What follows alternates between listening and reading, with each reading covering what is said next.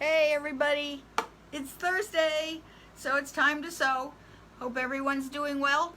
Tonight we're going to talk about the seam guide and hem guide on the serger, but you can use it for more than that too, more than just doing hems. But yeah, it's a great little seam guide for the serger, because a lot of times with the serger, the biggest problem is that you're not sure where your 5/8 inch should be. And that can be a real problem. There's two different seam guides depending on what machine you have. If you have the Evolution, I think that's the only two, or Evolve Wave, you would use this smaller one. For the Ovation and the Triumphs, there is one that is much bigger. And that's because the bed of the machine is much wider, so you have more flexibility. How you know which one you have? This is the one I call the Evolve class. It only has 2 holes. Where the one for the Ovation and the Triumph is about twice as wide, and it has both the horizontal as well as vertical holes, because that will hold some of the new attachments that won't work on this. However, I've gotten the new ones to work on this. I just put painter's tape on the rest of it. It'll stay. I love painter's tape. So this one is, this is the, you either have the knife cover, or you have the table. And I like the table one because it gives you a flat surface to work with. So anyway, let's go over here. This is usually like this, okay? And even for sewing, this isn't real helpful. Let me see. There. I don't know if that shows better. When you're sewing with this guide, it's got this thing here, which is supposed to, like, this is just talking about overlocking. If you're using the left overlock needle or the 001 needle, and you want to do a 5/8 inch seam, you're supposed to put your fabric, let me get a piece of fabric, sort of right even with that, and it's supposed to give you a 5/8 inch seam. Okay, if you're using only the right needle, you would use the one on the R. Here's the problem. When you move the blade, this is your knife blade width, look at it move. You see that? It moves too. Okay, so does that mean that this is accurate? Not in the least. Okay, so we're going to take this off. This you just pull off. Let me go this way a little bit. You pull this off, put it, and then you put this one on, and this little lip thing like this, where is it? There it is. This goes to the back of the machine. And yes, I have mine painted pink with pink nail polish, and that's because when I teach, my stuff disappears, and nobody wants that really ugly thing. So this would, now, if it's in regular overlock, guess what? You can't put that on. You have to have this down.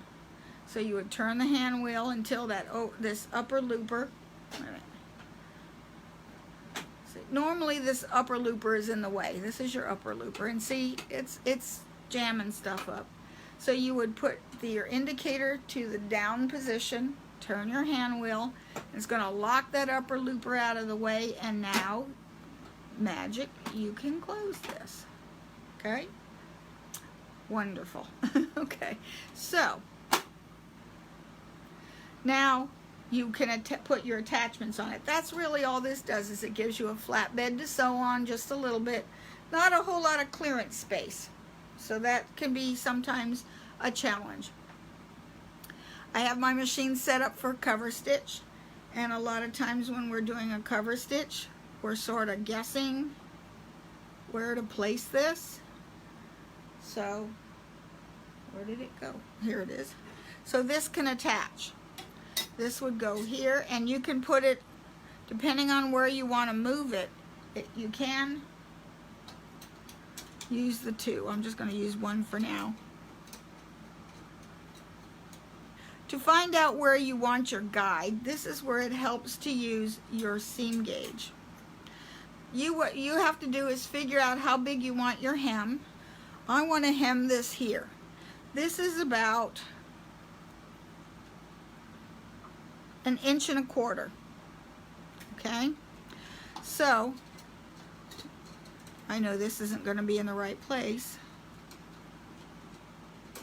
Come out. Okay, so I'm going to be using the C1 and the C3. So I want the hem to be 1 inch from the top of this C1 needle. So I want the guide to be there. So what I do is, this helps. Here's my C1. Okay, and here's a 1 inch, and here's, what did I say, I forgot what I measured it. Oh my goodness, so pitiful. 1.25 inches. Okay, so here's the 1.25 inches right here.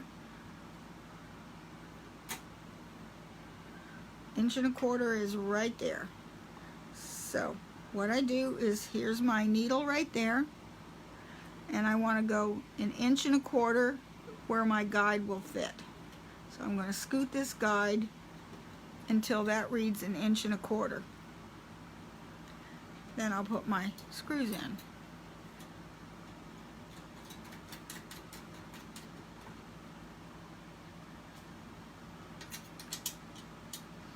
I'm just going to put it on here loose until I check it. Okay? So again,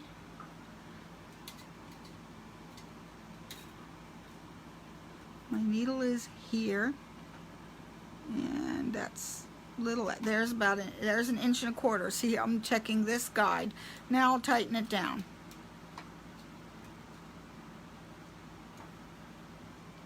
Okay, it's nice and tight. So when I do my hem, which is supposedly pressed, and it's not, but we'll pretend I pressed it, I now can use this guide instead of just eyeballing it. I've got a fair expectation as to where my hem's going to be.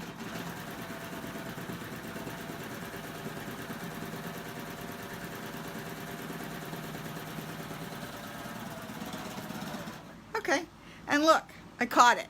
It's all completely no waste. I don't have to trim anything away. Everything looks good, and the hem is nice and even. Okay. It can also be used for piecing. Let's just say I want to use a 1/4 inch seam. Say I'm quilting and I'm going to be using my chain stitch. So I'm going to remove one thread.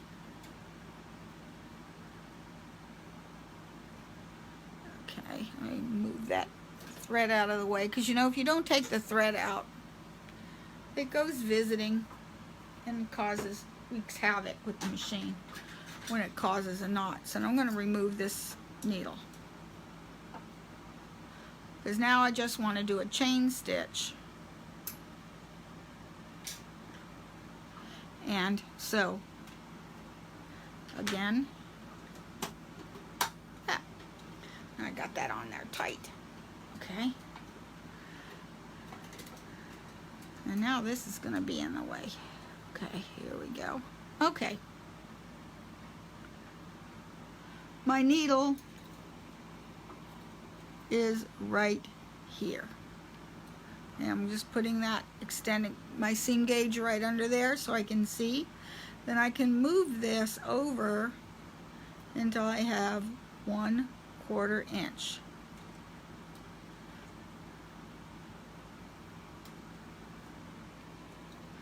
Let me see, I'm just going to put this down on there, so it'll hold still, because I'm wiggly today.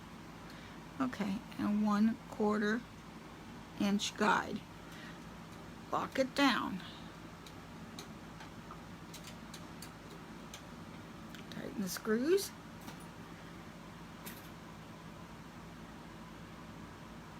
And now, let me get 2 pieces of fabric.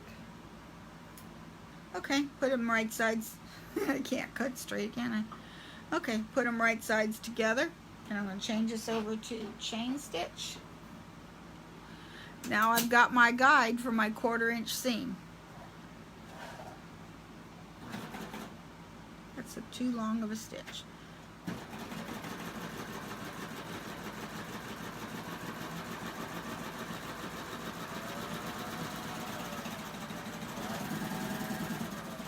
Where'd my scissor go? Okay. Look at that nice 1/4 inch seam. And we can even measure it. See if I got it right. Hot dog. Got it right. So it is a 1/4 inch seam. I'm happy. That worked out really well. Okay. So now, yes. So that means, yes, you can quilt with your machine. This is really great for whenever you're, like I said, whenever you're piecing, so you can use this little puppy here to piece. Does anyone have any questions? Because that's pretty much all it does. Okay. Have a great evening. Love you guys. Bye.